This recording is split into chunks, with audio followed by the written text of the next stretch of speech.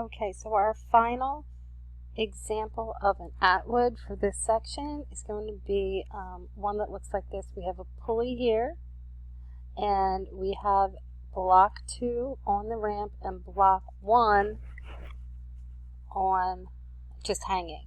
So we're going to make the assumption that M2 is greater than M1. And we want to find the acceleration and the tension in the rope. So first thing you have to do, you still draw your free body diagram. So this is for the hanging mass. This is for M1. And then this would be for M2 down here. Remember, we do that trick where we tilt the axes, and that way we know that our normal force is coming right perpendicular against the surface of where the block is sliding down. We know that we have a tension force pulling back up this way, and we know that the force of gravity for M2 is straight down. From here, we draw our broken up vectors free body diagram. So normal force stays the same, tension stays the same because of the way we set our axes up, and we take our M2G, our force of gravity, and we break it up into the y components and the x component. And remember that this angle theta is the same as this angle of the ramp. Okay, and then also remember your trig functions.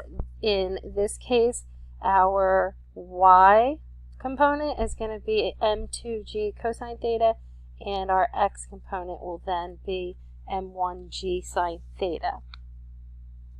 Okay, so let's approach this the easy way. We're going to consider this to be one system, and we know that the tension forces here are internal, therefore they will cancel out, and we're going to assume that this is the positive direction because we are leaning towards the idea that that will actually move down the ramp, pulling this guy up.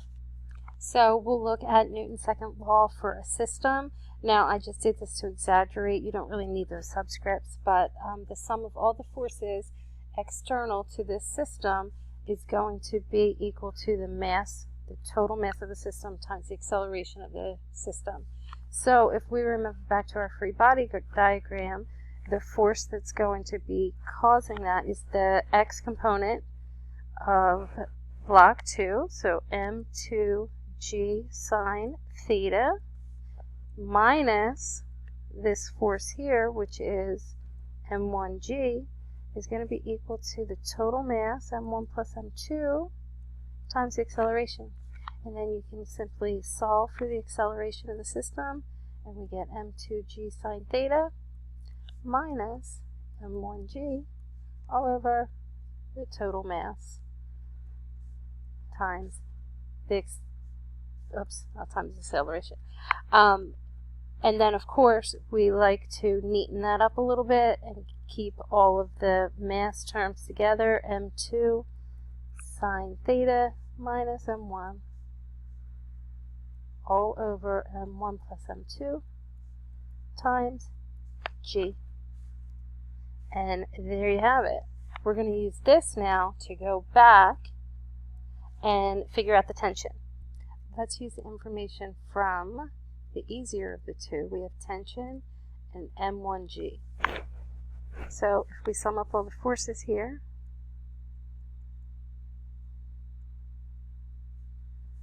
and we see that we have tension minus M1G is equal to M1A. Then take that expression that we had, I'll just refresh your memory, is A equals M2 sine theta minus M1 plus M2 times G. Sorry, it got squished in there. Then we're going to plug that expression in for A over here, and we will solve for T. Now, we can start out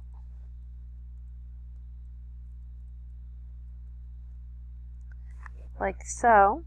We can factor out an M1, and we can have a plus g. We're just trying to simplify it a little bit.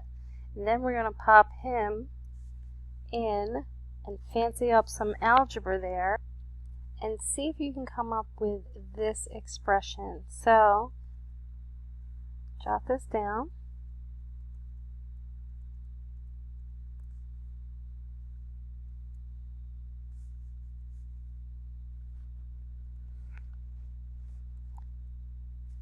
Pause the video, try it out yourself, and check it out. Okay, so here's the algebra. Check it out. See if you can follow along. If you have any questions, let me know. But that wraps it up for our frictionless second law problems. And our next set of videos are going to include friction. So we're just getting started, kids. Thank you.